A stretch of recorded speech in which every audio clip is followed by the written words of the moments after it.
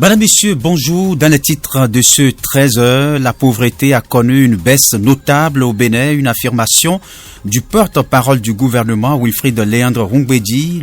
Le sujet nourrit les débats et les commentaires sur les réseaux sociaux et sur les tranches de grogne, sur les radios. Le sujet, justement, a suscité une analyse de la rédaction. Ce sera avec René Soglo. Les étudiants bénéficiaires des cabines à l'université de Parakou au titre de l'année 2024-2025 sont connus.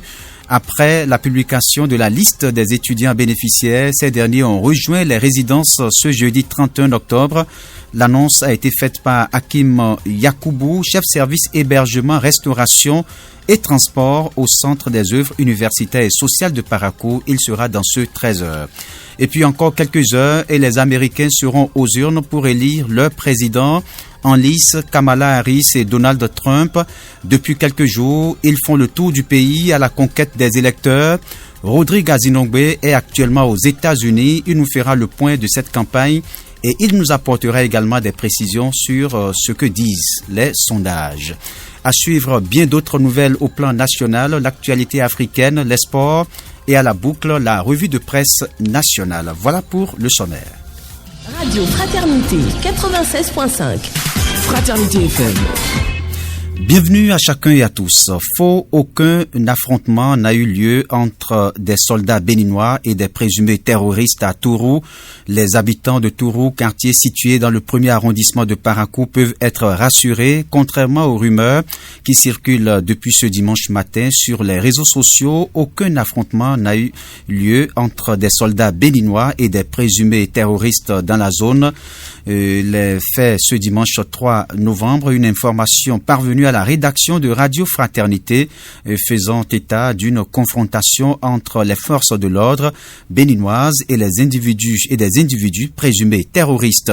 Selon cette publication, les événements auraient eu lieu dans la nuit du vendredi 1er au samedi 2 novembre, entraînant la mort de 2 militaires. La source indiquait également qu'un échange de tirs aurait éclaté dans une concession à Tourou après une altercation impliquant des militaires en patrouille et des djihadistes armés. 2 présumés djihadistes auraient également perdu la vie lors de cet incident. Une équipe de la rédaction déployée sur le terrain pour vérifier ces informations a constaté une ambiance plutôt sereine dans le quartier. Après des échanges avec le chef du quartier et plusieurs habitants, il s'avère qu'aucun incident de ce genre n'a eu lieu, ce qui remet en cause la véracité de la publication. En plus des constatations sur le terrain, des sources fiables proches de l'armée béninoise démentent ces informations. Bien qu'aucune note officielle n'ait été émise pour le moment, il est clair que la population de Parakou n'a aucune raison de s'inquiéter. Nous allons poursuivre cette édition. Je l'ai annoncé en titre, la pauvreté est un recul. La pauvreté, est en recul au Bénin. Ce n'est pas moi qui le dis, mais le porte-parole du gouvernement à la faveur d'une séance d'échange avec la presse jeudi dernier. Wilfrid Léandre Roumbédi a fait savoir que les Béninois se portent mieux sous le régime du président Patrice Talon. Il s'est surtout appuyé sur les rapports d'organismes internationaux. Retour sur ses propos. Si vous voulez vous cantonner seulement au bilan de la République, notez que de façon formelle, standards internationaux, la pauvreté a reculé au Bénin. Les chiffres existent. On est à 36% aujourd'hui, alors qu'on était à 40 et quelques % quand il arrivait en 2016. De ce point de vue-là, formel, la pauvreté a reculé. Il y a toujours des Béninois qui sont pauvres, voire pauvres extrêmes. Le recensement a été fait, je crois, pour partir entre 2018 et 2020. Et je vous ai dit tout à l'heure que nous avons dû reprendre parce qu'il y a eu des biais. Il y a eu des Béninois qui avaient un surplus d'intelligence et qui ont inscrit dans la base des gens qui n'auraient pas dû être. Et ce faisant, ils ont biaisé le résultat. On a dû reprendre. Mais ce registre social clinique, il est dynamique. Il va être mis à jour au fur et à mesure, à échéance régulière. Il y a des gens qui sont pauvres extrêmes aujourd'hui qui ne seront plus pauvres extrêmes demain. Il y a des gens peut-être qui ne sont pas pauvres aujourd'hui et qui demain pourraient tomber circonstanciellement en situation de pauvreté. Cette déclaration du porte-parole du gouvernement n'est pas du goût d'une grande majorité des Béninois. Elle a d'ailleurs été largement commentée sur les réseaux sociaux. Pour beaucoup, Wilfried Léandre Rungwedi n'est pas en phase avec les réalités du pays. Cette sortie du porte-parole du gouvernement, Patrick Dossa, en a fait sa préoccupation ce matin sur la rubrique Opinion du Grand Direct de l'information. Suivez. Je ne sais pas sur quelle base ils se sont basés pour toutes ces souffrances-là des Béninois. On dit que l'économie béninoise, ça va bien, ça va. Et les autres, ça va pour eux. Mais la population, il doit descendre d'abord à la base pour voir si ça va. Moi, je vous dis, quand je vais à l'hôpital, je suis un artisan, mais je vais pour service le matin, je mange le matin, franchement, à midi, je reste comme ça. Et c'est le soir, en rentrant à la maison, que je me débrouille. Franchement, on ne peut pas dire que l'économie, ça va. Il faut qu'ils descendent vers la population pour voir si effectivement l'économie marche. Voilà, le sujet a suscité, je le disais en titre, un commentaire de la rédaction. Selon les chiffres officiels, le taux de pauvreté a effectivement reculé, selon Wilfried Léandre Rungwedi, passant de 46% en 2016 à environ 36% aujourd'hui. Mais cette annonce est accueillie avec un certain scepticisme chez certains Béninois qui, malgré cette évolution, vous l'avez suivi, cette évolution statistique, continuent de ressentir les effets de la pauvreté dans leur vie quotidienne. Pour en parler, je suis d'ailleurs avec René Soglo. Bonjour. Raoul Steve Gounoukan, bonjour à tous. Et comment expliquer ce paradoxe? Oui, on peut tout simplement, pour répondre à cette interrogation, explorer quelques hypothèses qui pourraient expliquer pourquoi la baisse officielle du taux de pauvreté au Bénin ne semble pas refléter dans le vécu quotidien de nombreux citoyens. Vous le savez, le sujet de la pauvreté est un thème crucial pour de nombreux Béninois. Le porte-parole du gouvernement a affirmé que d'après les standards internationaux, le taux de pauvreté a bel et bien reculé au Bénin. Toutefois, Wilfried Léandre Rungwedi a précisé, vous l'avez entendu tantôt, que malgré cette avancée, certains Béninois vivent toujours dans la pauvreté, voire dans une extrême pauvreté. Mais comment comprendre? Bien que la pauvreté recule au niveau national, les chocs socio-économiques internationaux sont là, Raoul. Un rapport de la Banque mondiale mettait déjà en garde contre les chocs extérieurs tels que les crises économiques mondiales et tensions régionales. Ces facteurs affectent donc particulièrement les plus vulnérables, limitant ainsi l'impact des politiques locales. On note aussi que la hausse des prix des produits de première nécessité diminue le pouvoir d'achat des ménages, surtout les plus modestes. Donc, même si les revenus augmentent, l'inflation peut faire en sorte que les ménages ne ressentent pas l'amélioration économique annoncée. Il faut faire observer que les différents secteurs de la société ou zones rurales ne profitent pas forcément de cette croissance de la même façon. La dynamique n'est toujours pas la même et cette situation peut aussi rendre le progrès global moins perceptible pour ceux qui vivent dans ces zones moins touchées par le développement rapide.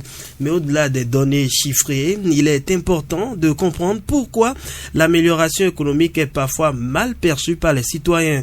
Les statistiques de pauvreté, bien qu'encourageantes, peuvent sembler abstraites pour ceux qui font face aux difficultés quotidiennes, ce qui crée une dissonance entre les chiffres et la réalité. Et aussi, les populations ont des attentes élevées, des attentes légitimes. Voilà. Et malgré ce recul statistique de la pauvreté, une perception de précarité persiste. Oui, même si l'économie d'un pays est en croissance, cela ne garantit pas que les revenus de tous les citoyens augmentent proportionnellement.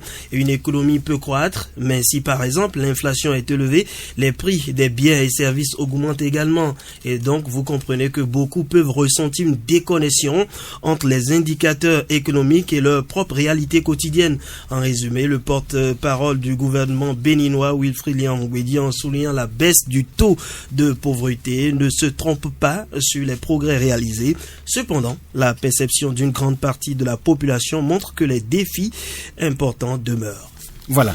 Merci à vous, René Soglo, pour toutes ces précisions. Mesdames, Messieurs, cette édition se poursuit. Je l'annonçais en titre, nous allons maintenant prendre la direction des États-Unis. Je l'annonçais en titre, demain mardi 5 novembre, les Américains seront aux urnes pour élire leur président, le successeur de l'actuel président Joe Biden. Depuis quelques jours, la campagne électorale bat son plein. Les deux candidats en lice, Kamala Harris et Donald Trump, sont allés à la conquête des électeurs. Justement, quelle est l'ambiance à quelques heures de ce scrutin qui s'annonce très serré? Et nous sommes en ligne depuis les États-Unis avec Rodrigue Azinogbe. Bonjour. Et justement, quel point peut-on faire de la campagne électorale aux États-Unis? Alors, ce qu'il faut retenir, c'est que la campagne a pris fin hier parce qu'aujourd'hui, c'est la veille de l'élection. Il n'y aura pas de meeting, il n'y aura pas de campagne à faire sur le terrain. Donc, les candidats ont occupé pendant des semaines, pendant des mois, l'actualité politique des États-Unis, que ce soit Kamala Harris pour le Parti démocrate ou Donald Trump pour le Parti républicain. Mais attention, il ne faut pas retenir qu'il n'y a que ces deux candidats. Non, il y a au total 5 candidats. En vrai, c'est qu'on est plus focus sur les deux partis majeurs, c'est-à-dire le Parti démocrate et le Parti républicain. Mais il y a aussi 3 autres candidats qui sont des indépendants. Il y a une candidate, par exemple, qui est une candidate écologiste. Bref, la campagne ne s'est pas résumée seulement à ces deux grands, c'est vrai. Ce sont les deux partis qui dominent la sphère politique aux États-Unis. Mais il y a 3 autres candidats. Maintenant, en ce qui concerne la campagne, même elle a été une campagne assez excitante, assez déroutante, assez tendue, parce que les pro-Trump ont envahi l'espace pour essayer en quelque sorte de combler le retard qu'ils avaient sur Kamala Harris. Kamala Harris qui n'était pas au premier abord. La candidate désignée du Parti démocrate, c'était Joe Biden. On y reviendra tout à l'heure. Bref, la campagne a été très tendue et bien malin qui pourra dire celui qui va gagner l'élection présidentielle de demain. Voilà. Alors, quels sont les thèmes évoqués durant cette campagne? Alors, il y a eu 3 sujets essentiels, si on doit se résumer. D'abord, le premier sujet, et c'est ça que tous les Américains s'évertuent à dire depuis que je suis arrivé aux États-Unis, le premier sujet, c'est le sujet économique. L'inflation, tout coûte cher, c'est ce que disent les Américains, quel que soit celui que vous allez interroger, qu'il soit pro-Trump, qu'il soit pro-Kamala, ils sont unanimes sur une seule chose: tout coûte cher. Un exemple, je crois, il y a une interview que vous avez diffusée il y a 2 jours concernant quelqu'un qu'on a rencontré et qui on a fait une interview, il s'appelle Jared. Il a pris l'exemple de tacos. Un taco, c'est en quelque sorte, c'est presque l'équivalent de shawarma chez nous.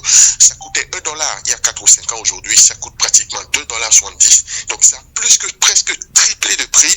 Et ce qu'ils veulent, c'est que celui qui soit président, celui qui deviendra président demain, il faut que la personne puisse agir sur les prix, puisse agir sur l'inflation, puisse réduire et puisse diminuer l'augmentation des prix au niveau de la consommation. Le deuxième sujet, et ça c'est un sujet qui a été très habilement et très souvent utilisé par le camp Trump, c'est la question de l'immigration, notamment au niveau de la frontière mexicaine, au niveau de l'invasion ce qu'ils appellent invasion des immigrants, des Africains, des Latinos qui viennent d'un peu partout pour s'installer aux États-Unis. Ils veulent que ça s'arrête et ça, Trump y a trouvé son cheval de bataille. Il a agité le spectre de l'invasion pour en quelque sorte faire basculer les voix des indécis de son côté. Et puis le troisième sujet, et ça c'est Kamala Harris qui tire son épingle du jeu dedans, c'est la question de l'avortement. C'est une question essentielle ici. En fait, du côté du Parti républicain, ils sont très conservateurs, ils ne sont pas pro-avortement, alors que du côté démocrate, ils sont pro-avortement. Et il y a beaucoup de femmes qui ont choisi, malgré qu'elles soient républicaines, de basculer du côté de Kamala Harris parce qu'elles estiment qu'elles ont le droit de gérer leur corps comme elles l'entendent. Elles ont le droit de pouvoir décider de ce qu'elles veulent. Alors, si elles sont pro-avortement, elles ont choisi d'aller vers Kamala Harris. Voilà les 3 sujets essentiels qui ont monopolisé l'attention au cours de cette campagne électorale ici aux États-Unis. Alors, Rodrigue Azinogbe, comment expliquer maintenant les difficultés de Kamala Harris dans la campagne? Alors, il faut expliquer cela par un seul fait seulement. Par 2 faits, je vais dire. D'abord, la première des choses, c'est que Kamala Harris n'a pas été choisie de façon démocratique au sein du Parti démocrate. Le premier choix, c'était Joe Biden. Si vous vous rappelez, Joe Biden, après le premier débat avec Donald Trump, beaucoup d'observateurs et beaucoup de membres du Parti démocrate ont dit, il ne fera pas le poids. Donald Trump ne fera de lui qu'une seule bouchée. Donc, il fallait en quelque sorte enlever Joe Biden pour présenter quelqu'un d'autre. Normalement, le système politique aux États-Unis pour la question du choix du candidat, cela passe par des primaires. Ça passe par des primaires presque tous les États et c'est le choix des militants qui décide celui qui sera candidat. Et lors d'un caucus, lors d'une convention, on investit ce candidat. Kamala Harris n'est pas passée par ce filtre-là. Elle a été en quelque sorte imposée par Nancy Pelosi, qui est la doyenne, qui est la patronne du Parti démocrate, une ancêtre du Parti démocrate. Et certaines parmi eux, Obama au départ n'était pas trop chaud, mais il a fallu qu'il se rallie. Donc Kamala Harris n'est pas passée par les primaires au niveau du Parti démocrate. Elle a été investie malgré, à cause de la situation de Joe Biden. Et ça n'a pas plu à beaucoup d'Américains qui estiment que cela ne s'est pas fait de façon démocratique au niveau du Parti démocrate. Donc ça c'est, disons en quelque sorte, un handicap pour elle. Et puis deuxième handicap, ce qu'il faut retenir, c'est que Kamala Harris, quand vous la regardez faire ses meetings, elle n'a pas cette poigne, elle n'a pas elle n'a pas ce charisme que dégage par exemple Donald Trump. On trouve qu'elle est un peu trop faiblarde dans ses prises de parole. Bref, elle n'est pas bien coachée en quelque sorte, mais ce n'est pas cela qui fera l'élection. On attend de voir ce qui va se passer d'ici un peu plus de 24 heures. Voilà. Et cette question que beaucoup se posent, que disent les sondages? Les sondages sont très serrés ici, Raoul Steve. Donc les sondages sont serrés, bien malins. Celui qui pourra dire qui va remporter cette élection. Je donne un exemple très simple. Dans l'Iowa, où déjà, en fait, sur le plan national, on a déjà plus de 80 millions de votants. 80 millions de personnes ont déjà voté en anticipation aux États-Unis. Donc le reste, à peu près un peu plus de 100 et quelques millions, 150 et quelques millions, ils vont voter demain. Donc pour les autres qui ont déjà voté, je vous donne un exemple simple d'un État de l'Iowa où j'ai vu les sondages hier, déjà pour ceux qui ont voté, on voit que Kamala Harris arrive en tête avec 47% et que Donald Trump est à 44%. C'est serré, c'est très serré, ça ne veut absolument rien dire et personne ne peut dire celui qui va gagner parce qu'il y a des États clés, les swing states comme je m'évertue à le dire depuis plusieurs jours, et c'est dans ces États que les candidats ont basé leur campagne ces 5 derniers jours. Il y a par exemple la Pennsylvanie, il y a la Caroline du Nord, il y a le Michigan, il y a l'Arizona où ils ont investi énormément d'énergie pour essayer de ravir la vedette à l'un ou à l'autre. Donc c'est serré, on ne peut pas dire que Kamala va l'emporter, on est déjà sûr, mais non, on ne peut pas dire que Trump va l'emporter, mais il y aura des surprises. Merci à vous, Rodrigue Azinogbe. Voilà, Rodrigue Azinogbe qui se retrouvait donc du côté des États-Unis pour nous faire le point justement de cette campagne. Mesdames, Messieurs, nous allons poursuivre ce journal avec les nouvelles sportives.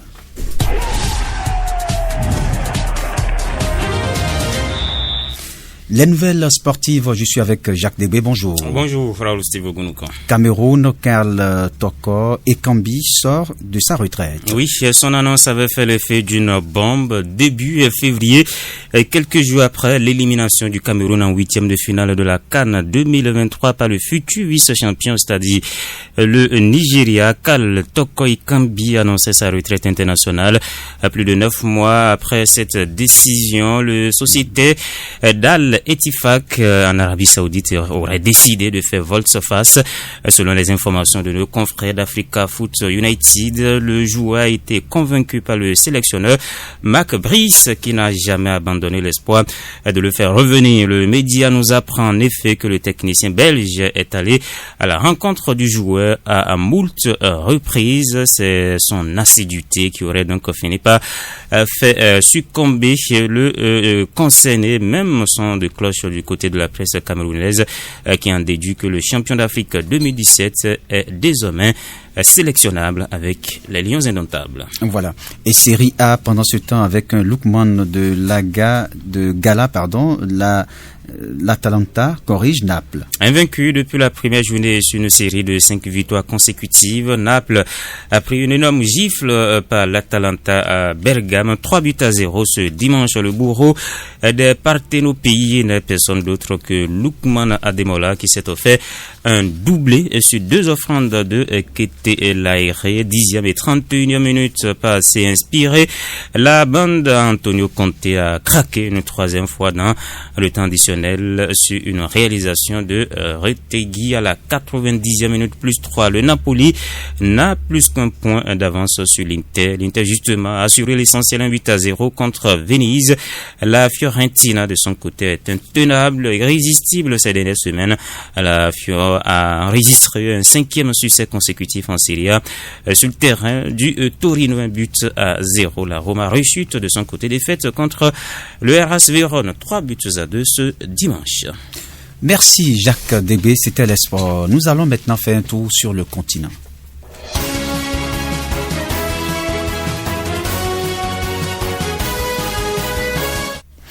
L'actualité sur le continent, je suis avec Mansouratou Adeni Djibril. Bonjour. Bonjour Raoul Steve Gounoukou. Inondation au Mali, les enfants retrouvent leur salle de classe avec un mois de retard. Oui, avec un mois de retard, les élèves du Mali reprennent le chemin de l'école. Les autorités maliennes de transition ont déclaré fin août l'état de catastrophe nationale et la rentrée scolaire prévue le 1er octobre a été reportée au 4 novembre. Pour le ministre de l'Éducation nationale, après des dégâts causés par les inondations, toutes les mesures ont été prises pour une rentrée scolaire réussie. Direction l'Ouganda à présent, au moins 14 personnes tuées par la foudre. Un drame a frappé un camp de réfugiés dans le pays ce samedi. Au moins 14 personnes, principalement des enfants, ont perdu la vie et 34 autres ont été blessés lorsqu'un éclair a frappé une église en Fortune où elle assistait à une cérémonie religieuse.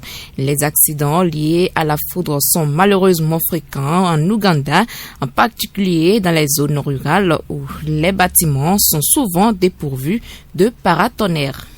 Merci Mansouratou Adeni Djibril, c'était l'actualité africaine. Mesdames, Messieurs, nous allons poursuivre avec la revue de presse nationale, une présentation de Epifan Chabi.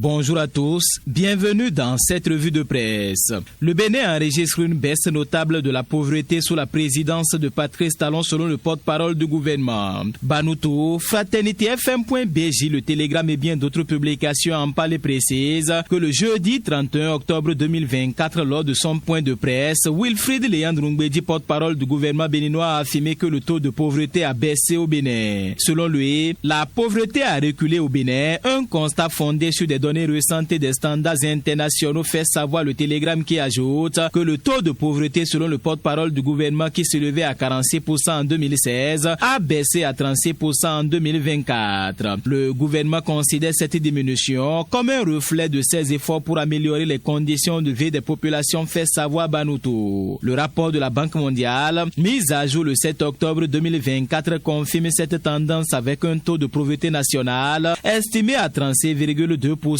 entre 2021 et 2022. Bien que ces chiffres soient encourageants, le porte-parole du gouvernement n'a pas manqué de souligner que la pauvreté persiste et que le gouvernement reste conscient des défis et continue de travailler pour réduire davantage la pauvreté et améliorer le bien-être des citoyens, conclut les publications. Et pendant ce temps, le Bénin a reçu des félicitations du Fonds monétaire international pour la performance de son économie. Dans le cadre d'une visite de travail, Abebe Aimero Selassie, le directeur du département Afrique de FMI, a été reçu le jeudi 31 octobre 2024 au palais de la Marina par le président Patrice Talon. À sa sortie d'audience, le directeur du département Afrique de FMI a exprimé sa satisfaction face aux transformations structurelles majeures que connaît le Bénin. Le coopérant Bénin Intelligent, le matinal, l'informateur Fraternité la Nation et bien d'autres journaux en parlent et font savoir que le directeur du FMI a réitéré l'engagement de l'institution à soutenir le pays dans ses efforts de croissance économique. Parlons politique dans cette revue avec Gaskiani Info, qui s'intéresse à la présidentielle de 2026 et annonce un piège de la candidature unique. Selon la publication, depuis 1991, aucun grand parti n'a réussi à faire élire un nouveau président de la République. Mais au vu de la configuration politique actuelle, y aura-t-il une exception à cette règle en 2026, se demande le journal. Désillusionnés par la gestion des affaires publiques par les grands partis politiques, les Béninois ont à chaque fois accordé leur confiance à une personnalité qui, jusqu'alors, était peu connue de la vie politique. Alors qu'il s'achemine vers la fin de son dernier mandat, il est légitime que le président Patrice Talon cherche un dauphin, une personnalité digne de confiance au sein des partis Bloc républicain et Union progressiste Le Renouveau, mis sur fond baptismaux sous son instigation. Mais seulement, à chaque fois, les électeurs ont réussi à empêcher le chef de l'État sortant d'assurer ses arrières, fait remarquer la publication qui précise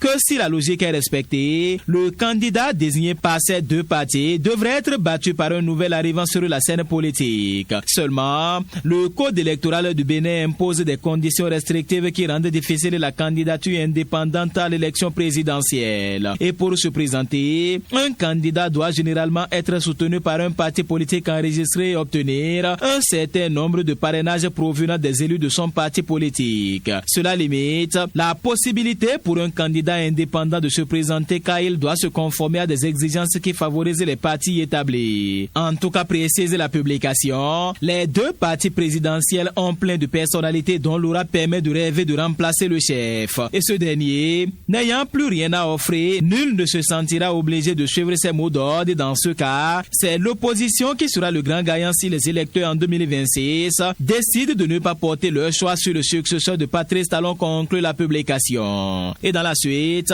l'ancien président nigérian Olusegun Obasanjo a rappelé le Nigeria a adopté un modèle de gouvernance inspiré de ses valeurs culturelles et de son héritage historique, remettant en question l'efficacité du modèle démocratique occidental pour le pays. Et cette réflexion d'Olusegun Obasanjo intervient dans un contexte de débat sur l'adaptation des systèmes politiques en Afrique aux réalités culturelles locales, alors que plusieurs voix sur le continent appellent à une gouvernance qui favorise davantage les dynamiques communautaires et le patrimoine africain, conclut la publication. Et dans les dernières secondes, le potentiel, l'investigateur Banuto et bien d'autres publications nous informent qu'un scandale sexuel occupe l'espace médiatique et les réseaux sociaux depuis quelques heures sur le continent africain et au-delà. Il s'agit d'une affaire de sextape impliquant le fils d'une personnalité politique mondialement connue. En effet, fait savoir FraternitéFM.bg, plus de 400 vidéos sextape ont été découvertes dans le téléphone de Balthazar Ebangegonga, directeur général de l'Agence nationale d'investigation financière de la Guinée équatoriale. Interpellé dans une affaire de corruption, il a été découvert sur son téléphone plus de 400 vidéos enregistrées dans son bureau et à différents endroits tels qu'à la plage, à la cuisine, au balcon, aux toilettes et ailleurs sous différentes formes et plusieurs types de femmes en position sexuelle. Une panique générale a donc enflammé le pays car tous les hommes prient pour ne pas voir leur épouse, leur conjointe dans ces vidéos qui se propagent partout et sur tous les réseaux sociaux. Fin de cette revue. Merci de m'avoir suivi.